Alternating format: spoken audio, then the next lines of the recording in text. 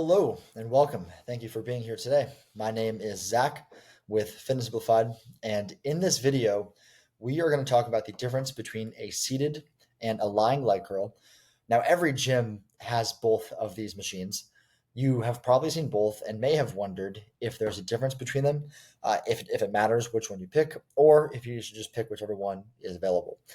The truth is that there is a difference, and quite an important one, in my opinion, because it is a fundamental principle of training for strength and muscle building that you can apply to every other muscle that you might seek to grow. So that said, let's dive into the actual content of what's going on here. So before we really get into, or at least what to understand sufficiently what the difference is between them, we need to quickly cover some basic anatomy of the hamstrings. So to start, there are four muscles that make up what the hamstrings are. There is the semitendinosus, the semimembranosus, the biceps femoris long head, and the biceps femoris short head. Now, the first three of the muscles on that list, the semitendinosus, semimembranosus, and the biceps femoris long head, cross both the hip and the knee joint. The biceps femoris short head only crosses the knee joint but does not cross the hip joint. It is for this reason that the hamstrings are used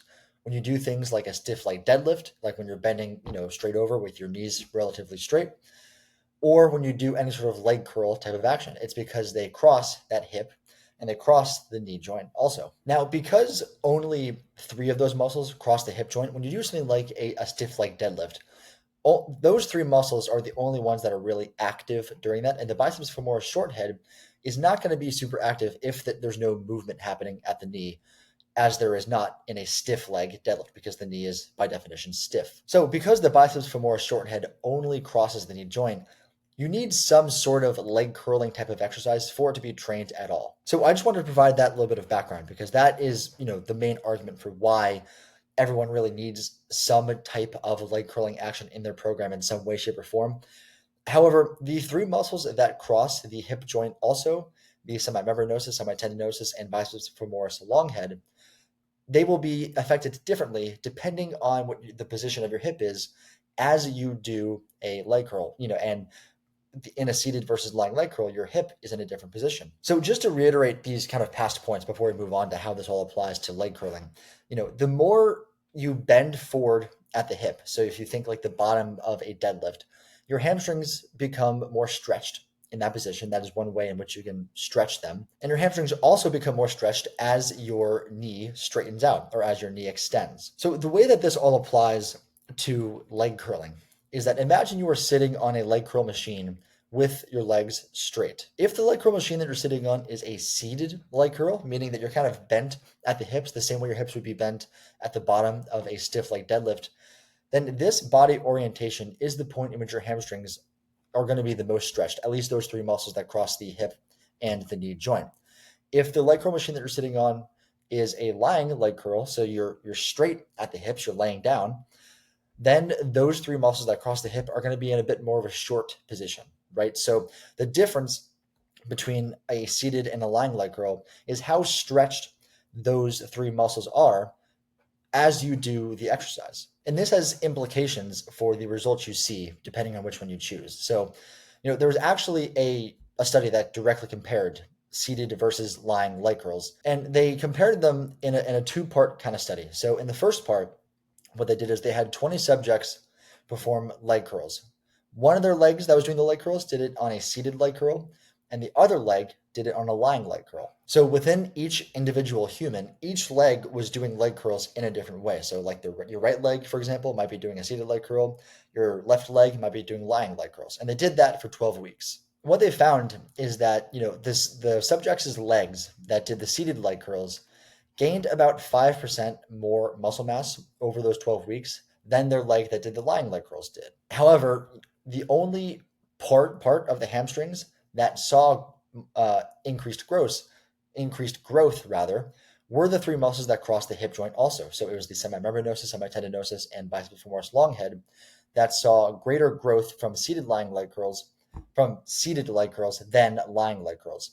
The biceps femoris short head that only crosses the knee joint saw about the same amount of growth in both seated and lying leg curls. And again, that's just because it's not really being trained any differently in either orientation. In the second part of the study, the researchers had 12 of the 19 rather of the previous subjects, and 12 more people perform eccentric only light curls. So they would only do the lowering portion of the rep. They wouldn't actually lift the weight. They would lower the weight, someone else would pick it back up, and then they would lower it slowly again.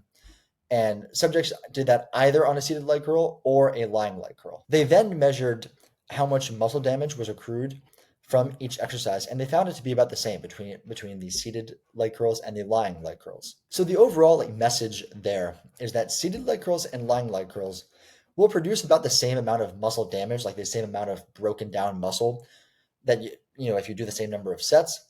But seated light curls will produce a bit more muscle growth than lying light curls will. And that is the fundamental principle I was referring to earlier that you can apply to every other muscle in the body. Because there's other papers that look at different muscles that show the same idea. When you train a muscle in its more stretched, lengthened position, it tends to be better on a volume equated basis for muscle growth. Now, the architecture of each muscle group is a little bit different, and so how you get each muscle into its more stretched position might look a little bit differently.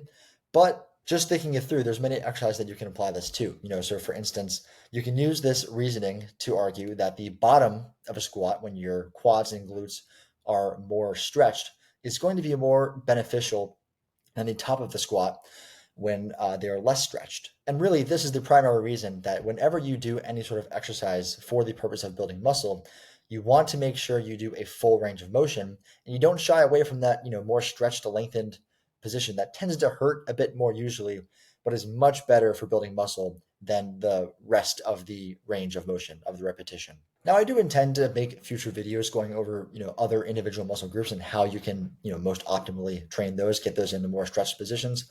But overall, the take-home message from this video is that if you have the option, seated leg curls should be your pick because they put your hamstrings in a bit more of a stretched position. There can be a rationale to kind of go back and forth between seated and lying leg curls over time, just to kind of build tolerance and strength at each different range of motion or each different hip position. But if you had to pick one, then seated leg curls should be your pick. So I'm going to end this video here. Thank you for being here and hanging out with me. I hope you found this helpful or interesting or anything in between, and I will see you next time.